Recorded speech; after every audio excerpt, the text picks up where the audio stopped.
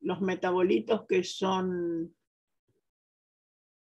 a ver, vamos a ver arriba, vamos arriba a la otra, al otro esquemita anterior.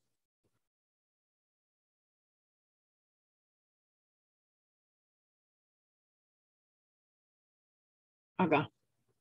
Entonces, cuando nos quedan los polares activos, que ya son transformados, son muy tóxicos, que pueden peroxidar a los lípidos y entonces causan trastornos a nivel de los ácidos grasos. En las proteínas, si se unen, pueden causar desnaturalización y unión covalente.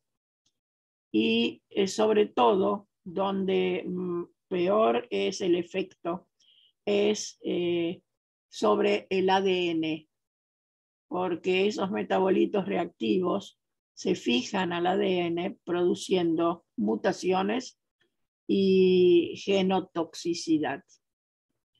Por eso quería aclararles ese detalle.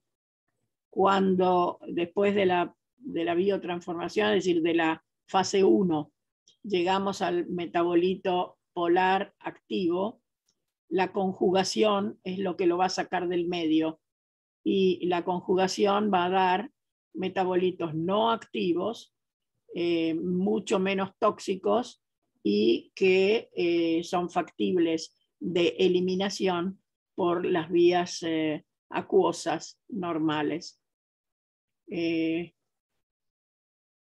No sé si tienen alguna pregunta al respecto. Recuerden que siempre la conjugación es fundamental. Y antes de la conjugación pueden, cualquiera de estos trastornos pueden aparecer, donde el peor de todos es sobre el ADN. Bien, nos vamos para la última parte.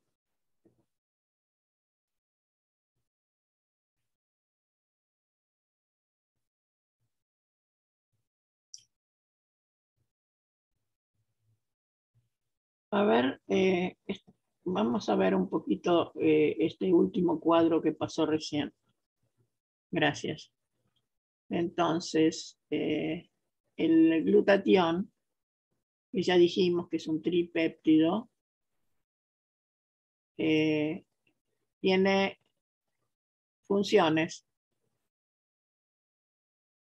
importantes gracias al poder reductor de ese tripéptido, ¿no? Y son protección celular con, digamos, acción antioxidante, conjugación de los xenobióticos en el hígado, resistencia a la radiación ultravioleta, particularmente a nivel del ojo,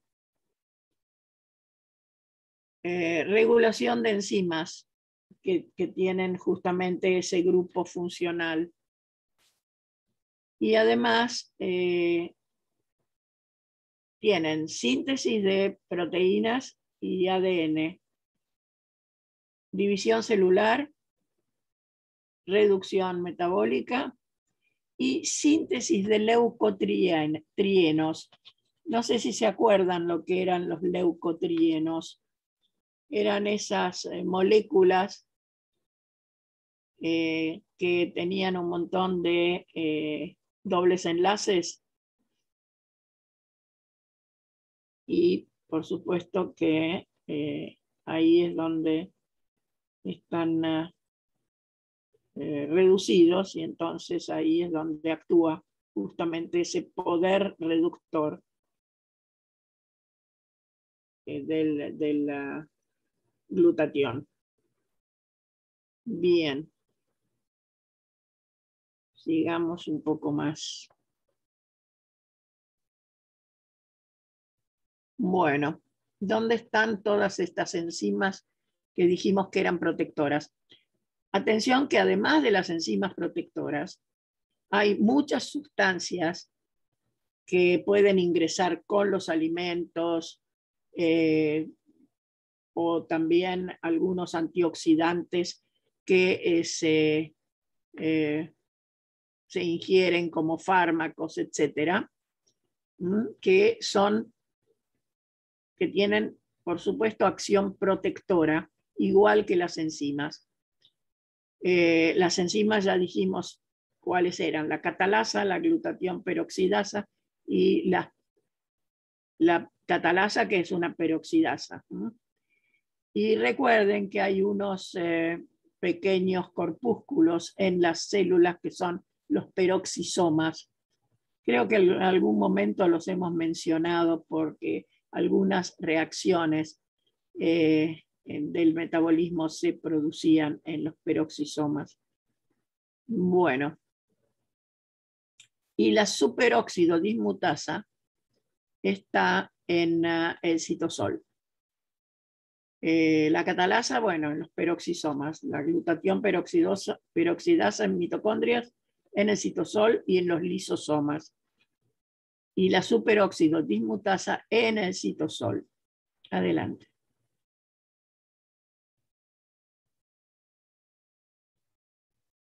Bien.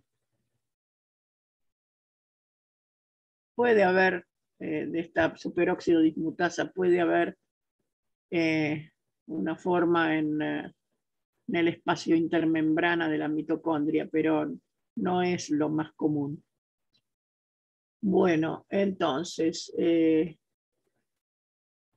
siempre están a la orden del hepatocito, porque son mecanismos de defensa que ayudan particularmente a la acción de las células hepáticas. Bueno, acá están descritas las enzimas que tienen que ver con la conjugación, ya sea el ácido glucurónico, el ácido sulfúrico, el ácido acético, o sea, los grupos acetilo y sulfato, y la glucuroniltransferasa, etc. Y desde ya que en el caso de el glutatión forma tioéteres. ¿Por qué tioéteres? Porque lo que tienen son grupos sulfidrilo.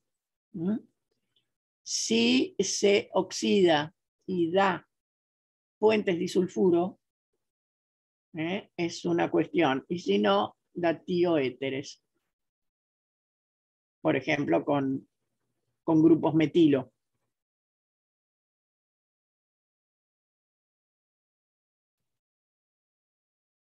Bueno, creo que acá más o menos está todo explicado.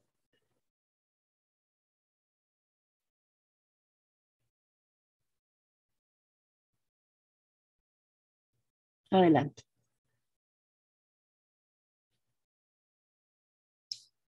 Estas son las características de los citocromos, que ya las hemos mencionado. Son hemoproteínas. Tienen el hemo con hierro. El hierro pasa de +3 a +2 cuando se reduce, de manera que es una oxidasa que se encuentra en la mitocondria. Y si ustedes recuerdan, en la cadena respiratoria teníamos citocromo B. Estas enzimas tienen funciones similares a los citocromos B. Son bastante grandes. Me refiero a que tienen 8 grupos hemo.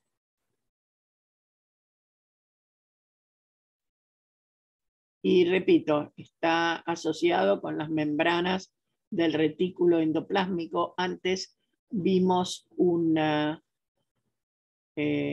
o lo mencionamos, no vimos figura, pero bueno, está embebido en una cara de la membrana del retículo endoplásmico.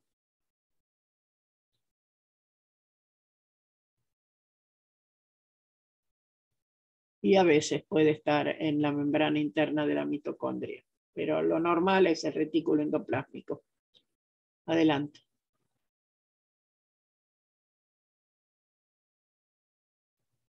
Bien. Entonces,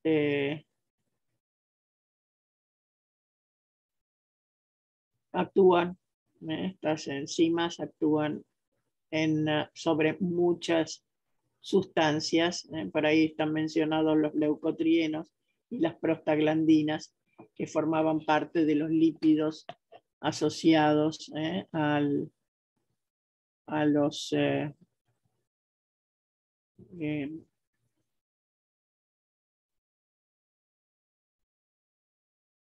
creo que los vimos, los leucotrienos y las prostaglandinas los mencionamos dentro de los otros lípidos, aparte de los triglicéridos y los esteroides. Y bueno, en todos los casos, y particularmente en la vitamina D, tenemos que las transformaciones oxidativas no son buenas.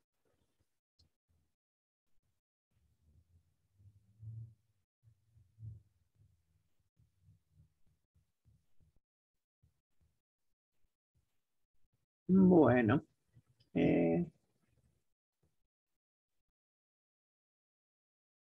esto describe lo que estuvimos viendo, es decir, que incluso debe estar la fórmula y la ecuación de la transformación del sustrato orgánico en sustrato oxidado mediante el oxígeno molecular que pasa a formar agua.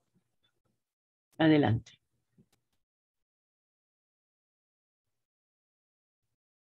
Y ahí lo tenemos. Bueno, esto es el modo de acción, que es lo que estuvimos viendo. Recuerden que los compuestos que pueden ser utilizados como fuentes de electrones son, por ejemplo, la coenzima reducida que vimos antes en las otras reacciones, que es el NAT-fosfato, la ferredoxina y por ahí algún citocromo también.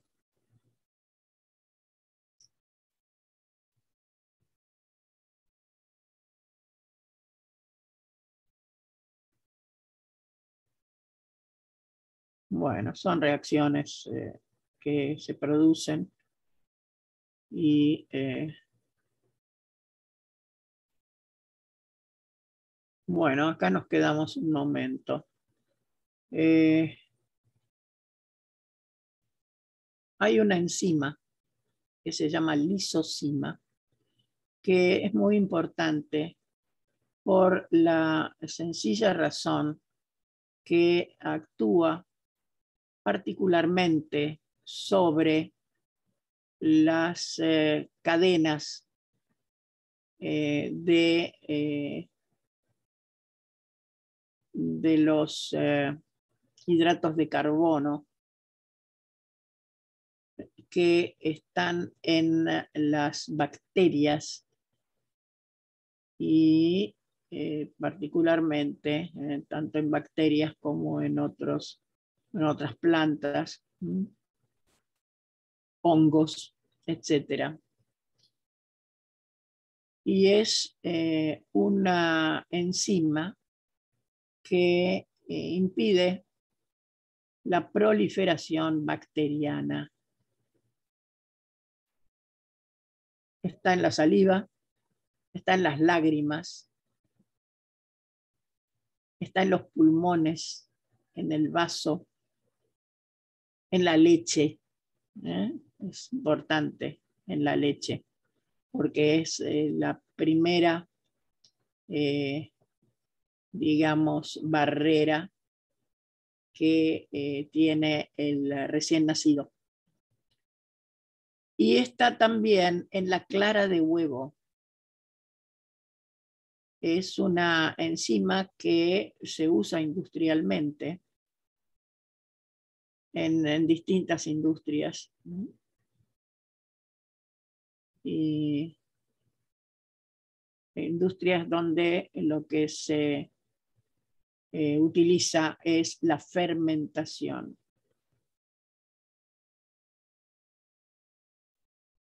De manera que esas bacterias del ácido láctico son eliminadas por esta lisozima. Y se utiliza también en otros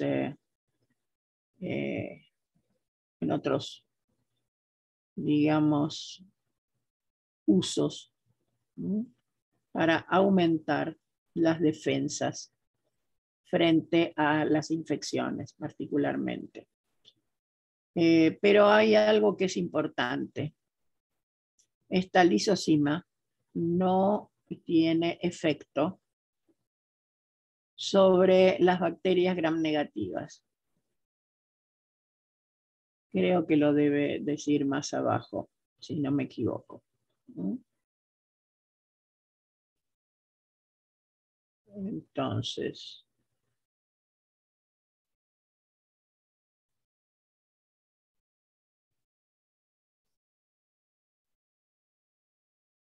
se usa en oftalmología justamente porque actúa sobre la córnea y entonces las gotas tienen esa acción justamente en los casos en que hay, digamos, ataque por bacterias. Bien. Entonces, tiene aplicaciones en la industria.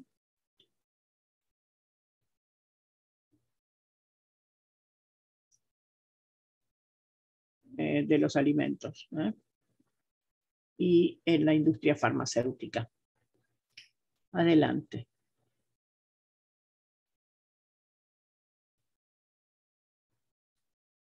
Bueno, ¿qué es lo que hace esta lisozima? Rompe los enlaces beta 1,4 glicosídicos entre la N-acetilglucosamina y el ácido N-acetilmurámico, que es justamente uno de los componentes de las paredes de las bacterias, de las paredes de las células bacterianas. Es un disacárido, el que está formado por la N-acetilglucosamina y el ácido N-acetilmurámico, y es un componente de los que se denominan peptidoglicanos, que constituyen las paredes de las bacterias, paredes celulares de las bacterias. Adelante. Por ahí debe estar el dibujito. Entonces, lo que dije recién, que no funciona sobre las bacterias gram negativas. Quiere decir que reconoce el tipo de uniones que hay en las bacterias gram negativas.